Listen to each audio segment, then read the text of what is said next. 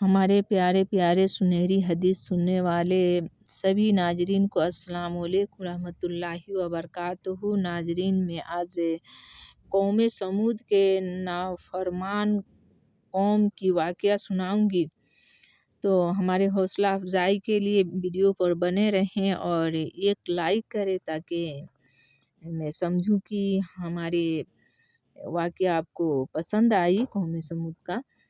تو شروع کرتی ہوں۔ بسم اللہ الرحمن الرحیم، نحمدہ صلی علی رسولہ الکریم۔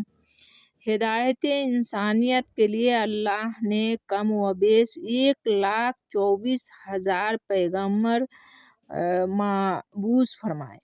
انہی میں سے ایک حضرت صالح علیہ السلام ہیں جو قوم سمود کی طرف نبی بنا کر بھیجے گئے۔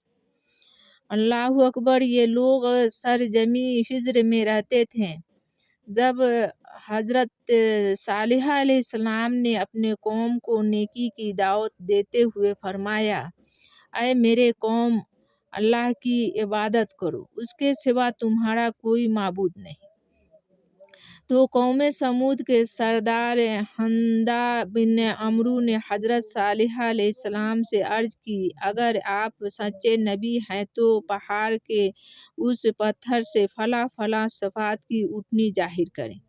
اگر ہم نے یہ معجزہ دیکھ لیا تو آپ پر ایمان لے آئیں گے۔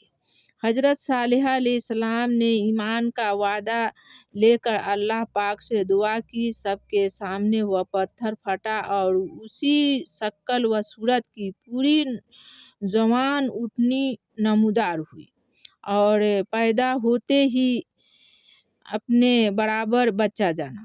یہ معجزہ دیکھ کر حنظلہ تو اپنے خاص لوگوں کے ساتھ ایمان لے آیا، جبکہ باقی لوگ اپنے وعدے سے پھر گئے اور کفر پر قائم رہے۔ اللہ اکبر! چنانچہ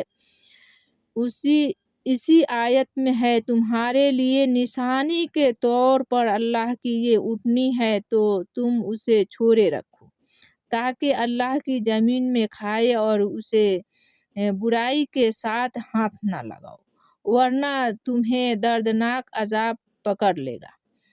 پھر قوم کے متکبر سرداروں نے کمزور مومن سے کہا، کیا تم جانتے ہو کہ صالح اپنے رب کا رسول ہے؟ انہوں نے کہا، بے شک ہم اس پر ایمان رکھتے ہیں جس کے ساتھ انہوں نے بھیجا گیا ہے۔ تو متکبر سردار بولے، بے شک ہم اس کا انکار کرنے والے ہیں جس پر تم ایمان لائے ہو۔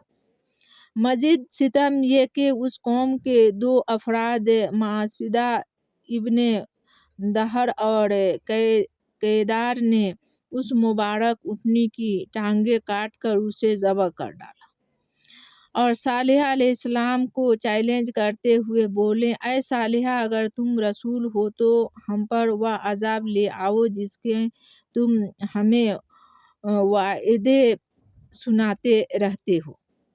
الغرض حضرت صالح علیہ السلام نے ان سے فرمایا کہ تم 3 دن کے بعد ہلاک ہو جاؤ گے۔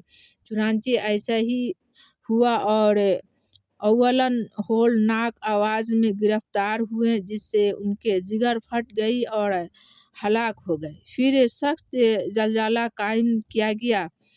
بالآخر یوں یہ قوم اپنے انجام کو پہنچے۔ اللہ پاک ہمیں اپنے غضب سے محفوظ فرمائے، آمین ثم آمین۔